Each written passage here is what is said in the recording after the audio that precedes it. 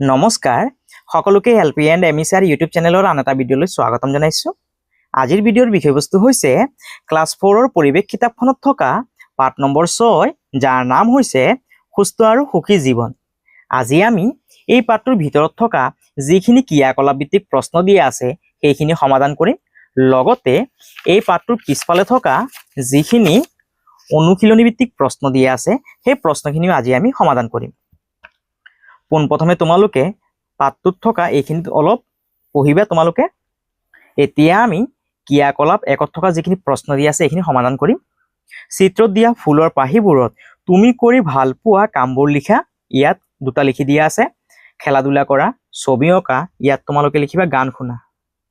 ইয়াত লিখিবা যে গান শুনা, গান শুনা।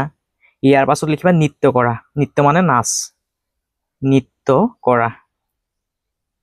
ইয়াৰ পাছত লিখিব পাৰা কবিতা আবৃত্তি কৰা, কবিতা আবৃত্তি, কবিতা আবৃত্তি বুলি লিখিবা। ইয়াৰ পাছত লিখিবা সাধু শুনা, সাধু শুনা। সাধু শুনা কৰি কি লাগে মোৰ ভাল লাগে। ইয়াত ভাল পোৱাবোৰ চবৰে বেলেগ বেলেগ হ'ব পাৰে, তোমালোকে বেলেগো লিখিব পাৰা। ইয়াৰ পাছত পিংকু আৰু আইতাৰ কথোপকথন, এইখিনি তোমালোকে পঢ়িবা। আইতা আৰু পিংকুৰ কথোপকথনৰ পৰা কি বুজিলা? খাদ্য মন পুতি আৰু সাৱধানে খাব লাগে। আমি খাওঁতে কি খাদ্য খাইছোঁ তালৈ লক্ষ্য ৰাখিব লাগে। খোৱা বস্তুৰ ৰং, ঘটন, গোন্ধ, সোৱাদ আদিৰ প্ৰতিও লক্ষ্য ৰাখিব লাগে। খাদ্যৰ গোন্ধ, সোৱাদ আৰু খালে কেনেকুৱা অনুভৱ হয় তাক বুজি লৈ খাব লাগে। এতিয়া আমি ক্ৰিয়াকলাপ 2ত থকা যিখিনি প্ৰশ্ন দিয়া আছে এইখিনি সমাধান কৰিম। খাদ্য খাওঁতে কি কি নিয়ম মানি চলিব লাগে? শুদ্ধটোত শুদ্ধ চিন আৰু অশুদ্ধটোত কাটি দিবলৈ দিছে, চিন দিয়া। 1 নম্বৰ, বহি লৈ মনোযোগেৰে খাব লাগে, এইটো শুদ্ধ চিন দিবা। খাদ্য সদায় আমি কি কৰিব লাগে? বহি লৈ মনোযোগেৰে খাব লাগে। 2 নম্বৰ, টিভি, মোবাইল আদি চাব লাগে, এইটো ভুল। খাদ্য খোৱাৰ টাইমত আমি কেতিয়াও টিভি, মোবাইল আদি চাব নালাগে। 3 নম্বৰ, সদায় সতেজ খাদ্য খাব লাগে, এইটোত শুদ্ধ চিন দিবা। সদায় আমি যিবোৰ সতেজ খাদ্য আছে সেইবোৰ খাব লাগে। 4 নম্বৰ, ততা তৈয়াকৈ খাব লাগে, এইটো তোমালোকে কাটিবা। খাদ্য কেতিয়াও ততা তৈয়াকৈ খাব নালাগে, অৰ্থাৎ খৰখেদাকৈ খাব নালাগে, লাহে লাহে খাব লাগে। 5 নম্বৰ, কথা পাতি খাব লাগে, এইটো তোমালোকে ভুল দিবা। খাদ্য কেতিয়াও আমি কথা পাতি খাব নালাগে। 6 নম্বৰ, প্ৰয়োজনতকৈ বেছি পৰিমাণে খাদ্য খাব লাগে, এইটো তোমালোকে কাটিবা। যিমানখিনি প্ৰয়োজন সিমানখিনি আমি খাদ্য খাব লাগে, বেছিকৈ খাদ্য খাব নালাগে। 7 নম্বৰ, সদায় আনন্দ মনে খাদ্য খাব লাগে, এইটো শুদ্ধ। 8 নম্বৰ, হাত ধুই খাদ্য খাব লাগে, ইয়াত শুদ্ধ চিন দিবা। সদায় আমি খোৱাৰ আগত হাত ধুই ল'ব লাগে। ইয়াৰ পাছত খেতিৰ পৰা খোৱা থাললৈ শস্যৰ যাত্ৰাটো ইয়াত দেখুৱাই দিয়া হৈছে, তোমালোকে এইখিনি চাই ল'বা আৰু এইখিনি তোমালোকে পঢ়িবা। ইয়াৰ পাছত ক্ৰিয়াকলাপ 3ত থকা প্ৰশ্নখিনি আমি সমাধান কৰিম। তলত দিয়া ছবি কেইখনত কি কি খেল ধেমালি কৰি থকা দেখিছা লিখা। ইয়াত লুডু খেলিছে হয়নে? সেইবাবে তোমালোকে ইয়াত লিখিবা লুডু খেল, লুডু খেল বুলি লিখিবা, লুডু খেল। ইয়াত দোলনা দুলিছে হয়নে? সেইবাবে ইয়াত লিখিবা দোলনা, দোলনা খেল বুলি লিখিবা, দোলনা খেল। ইয়াত ৰছী টনিছে হয়নে? সেইবাবে তোমালোকে ইয়াত লিখিবা ৰছী টনা, ৰছী টনা খেল বুলি লিখিবা। ইয়াত খেলি থকা খেলবিধৰ নাম হৈছে গৈ টেকেলি ভঙা খেল। ইয়াত লিখিবা টেকেলি, টেকেলি ভঙা, টেকেলি ভঙা খেল। ইয়াত খেলি থকা খেলবিধৰ নাম হৈছে অলং দলং, অলং, অলং দলং। ইয়াত খেলি থকা খেলবিধক বিভিন্ন ঠাইত বিভিন্ন নামেৰে জনা যায়। ইয়াক আমাৰ এইফালে সাত চৰা বুলি কোৱা হয়, সাত চৰা বুলি কোৱা হয়। ক'ৰবাত ক'ৰবাত ইয়াক সাতঘৰীয়া বুলিও কোৱা হয়। ইয়াৰ পাছত আছে তোমালোকে ক্ৰিয়াকলাপ 3 উত্তৰটো লিখিবা। ইয়াৰ পাছত ব্যায়ামৰ উপকাৰিতাটো ইয়াত দিয়া আছে। নিয়মিত ব্যায়ামে আমাক বিভিন্ন ধৰণে সহায় কৰে, যেনে ৰোগ দূৰ কৰিব পাৰে, মনোযোগ আৰু একাগ্ৰতা বঢ়ায়, শৰীৰ সুস্থ কৰি ৰাখে, পেশীসমূহ সবল কৰে আৰু শক্তি বঢ়ায়, খাদ্য হজম হোৱাত সহায় কৰে, মন প্ৰফুল্ল কৰি ৰাখে, মন প্ৰফুল্ল কৰি ৰাখে। নিয়মিত তোমালোকে ব্যায়াম কৰিবলৈ যত্ন কৰিবা। যেতিয়া তোমালোকে নিয়মিত ব্যায়াম কৰিবা তেতিয়া তোমালোকে সদায় সুস্থ আৰু সবল হৈ থাকিব পাৰিবা। সেইবাবে তোমালোকে নিয়মিত ব্যায়াম কৰিবলৈ যত্ন কৰিবা। নিয়মিত ব্যায়াম কৰিলে আমাৰ শৰীৰ সদায় সুস্থ আৰু সবল আৰু সতেজ হৈ থাকে। ইয়াৰ পাছত ইয়াত প্ৰকল্প দিয়া আছে, এই প্ৰকল্পটো তোমালোকে নিজে নিজে কৰিবলৈ যত্ন কৰিবা। ইয়াৰ পাছত ক্ৰিয়াকলাপ 5টো দিয়া আছে। তলৰ ছবি কেইখনলৈ ভালদৰে চোৱা, নিৰাপদ স্পৰ্শ বুলি ভবা ছবিৰ তলত বাকচত শুদ্ধ চিন দিয়া আৰু নিৰাপদ স্পৰ্শ নহয় বুলি ভবা ছবিৰ তলত কাটি দিবলৈ দিছে। ইয়াত যোনটো ছবি আমি দেখিবলৈ পাইছো এইটো হ'বগৈ নিৰাপদ স্পৰ্শ, কাৰণ মাকে নিজৰ কেঁচুৱাটো কি কৰিছে, মৰম কৰিছে, হয়নে? সেইবাবে তোমালোকে ইয়াত শুদ্ধ চিন দিবা। ইয়াত চোৱা কি কৰিছে, হেণ্ডশেক দিছে, হয়নে? হেণ্ডশেক কৰিছে, সেইবাবে এইটো হ'বগৈ নিৰাপদ স্পৰ্শ। ইয়াত কি কৰিছে চোৱা, মানুহজনে ছোৱালীজনী মুখত সাৱটি মাৰি ধৰিছে, হয়নে? আৰু ছোৱালীজনী অলপ আনকমফৰ্ট ফিল কৰিব, হয়নে? সেইবাবে ইয়াত যোনটো টাচ কৰিছে সেইটো হ'বগৈ নিৰাপদ স্পৰ্শ নহয়, সেইবাবে তোমালোকে ইয়াত কাটিবা। ইয়াত ডক্টৰে কি কৰিছে, ছোৱালীজনী হাতত বেজি মাৰিছে, হয়নে? সেইবাবে ইয়াত যোনটো স্পৰ্শ সেইটো হ'বগৈ নিৰাপদ স্পৰ্শ, সেইবাবে তোমালোকে ইয়াত শুদ্ধ চিন দিবা। ইয়াত চোৱা, মানুহজনে কি কৰিছে, ছোৱালীজনীৰ কান্ধত হাত দিছে, হয়নে? যোনটো হ'ব নালাগিছিল, হয়নে? সেইবাবে তোমালোকে ইয়াত কি কৰিবা, কাটি দিবা। অৰ্থাৎ এইটো হ'বগৈ নিৰাপদ স্পৰ্শ নহয়। ইয়াত চোৱা, ইয়াত থকা মহিলাগৰাকী কি কৰিছে, ল'ৰাজনৰ কাণত ধৰিছে, হয়নে? অৰ্থাৎ কাণটো কি কৰিছে, পকাই দিছে, হয়নে? আৰু এইটো কি নহয়, নিৰাপদ স্পৰ্শ নহয়, সেইবাবে তোমালোকে ইয়াত কাটি দিবা। ইয়াৰ পাছত ইয়াত চোৱা, ইয়াত থকা মহিলাগৰাকীয়ে ল'ৰাটো কি কৰিছে, আশীৰ্বাদ দিছে, হয়নে? আৰু এইটো হ'বগৈ নিৰাপদ স্পৰ্শ, সেইবাবে তোমালোকে ইয়াত শুদ্ধ চিন দিবা। ইয়াত চোৱা কি কৰিছে, মানুহজনে এই ল'ৰাটোক কি কৰিছে, ঘুচা মাৰিছে, আৰু এইটো হ'ব নালাগিছিল, হয়নে? সেইবাবে এইটো নিৰাপদ স্পৰ্শ নহয়, সেইবাবে তোমালোকে ইয়াত কাটিবা। আৰু চোৱা, ইয়াত থকা মানুহজনে ইয়াত থকা ল'ৰাজনৰ বেয়া জেগাত হাত দিছে, হয়নে? আৰু যোনটো নিৰাপদ স্পৰ্শ নহয়, সেইবাবে তোমালোকে ইয়াত কাটিবা। ইয়াৰ পৰা চাইছে তোমালোকে ক্ৰিয়াকলাপ 5ৰ উত্তৰটো কৰিবা আৰু তোমালোকে এইখিনি নিজে নিজে পঢ়িবা। ইয়াৰ পাছত আমি অনুশীলনীত থকা যিখিনি প্ৰশ্ন দিয়া আছে এই প্ৰশ্নখিনি সমাধান কৰিম। সেইবাবে চোৱা, 1 নম্বৰ প্ৰশ্নটো কি দিয়া আছে, তলত দিয়া প্ৰশ্নসমূহৰ শুদ্ধ উত্তৰ অনুযায়ী কাষৰ গোল চিনটো পূৰ কৰা। ক নম্বৰ প্ৰশ্ন, টোপনি ভাল নহ'লে কি হয়? টোপনি ভাল নহ'লে কি হয়? 1 নম্বৰ, সুখী অনুভৱ কৰোঁ, এইটো নহ'বগৈ।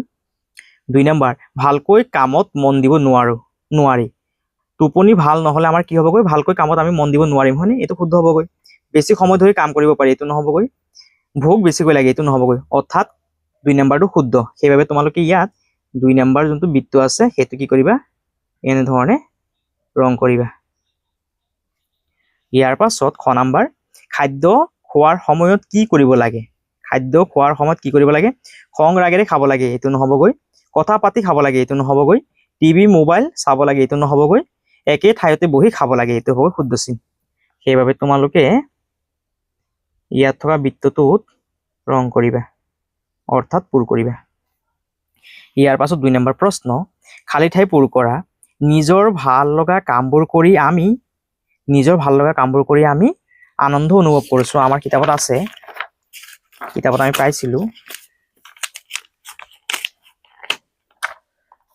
পাইছিলো যে যেতিয়া আমি আমাৰ ভাল লগা কামবোৰ কৰোঁ তেতিয়া আমি সুখী আৰু আনন্দিত হওঁ, হয়নে? সেইবাবে তোমালোকে ইয়াত লিখিবা, নিজৰ ভাল লগা কামবোৰ কৰি আমি সুখী অনুভৱ কৰোঁ। খাদ্য আৰু খাব লাগে। চোৱা, অলপ আগত আমি পাইছিলো খাদ্যখিনি কেনেধৰণে খাব লাগে, আমি অলপ আগতে পাইছিলো। খাদ্য মন পুতি আৰু সাৱধানে খাব লাগে। সেইবাবে আমি ইয়াত লিখিম খাদ্য মন পুতি। ইয়াত তোমালোকে লিখিবা খাদ্য মন পুতি আৰু সাৱধানে খাব লাগে, হয়নে? সেইবাবে আমি ইয়াত লিখিম সাৱধানে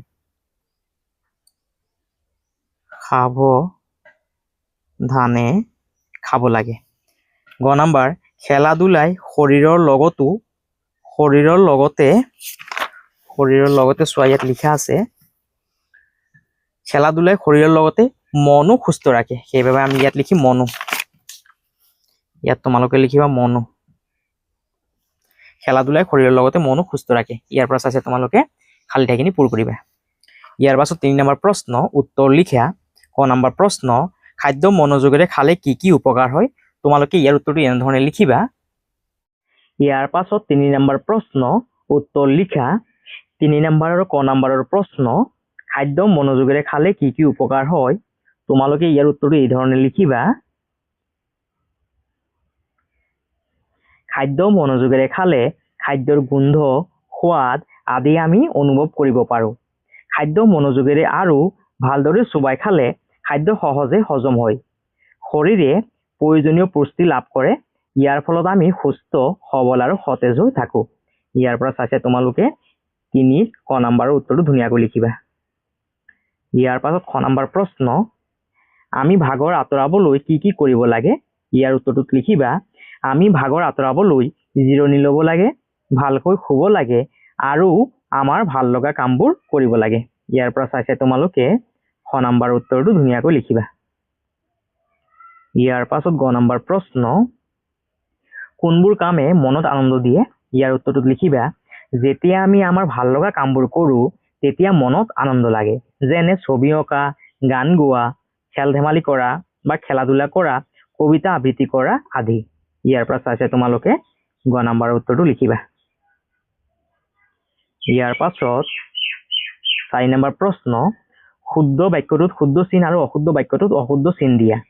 ক নম্বৰ কৃষক আৰু কৃষি শ্ৰমিকে কঠোৰ পৰিশ্ৰম কৰি হাল বাই, মাটি চহাই, বীজ সিঁচি শস্য চপায়। ইয়াত তোমালোকে শুদ্ধ চিন দিবা।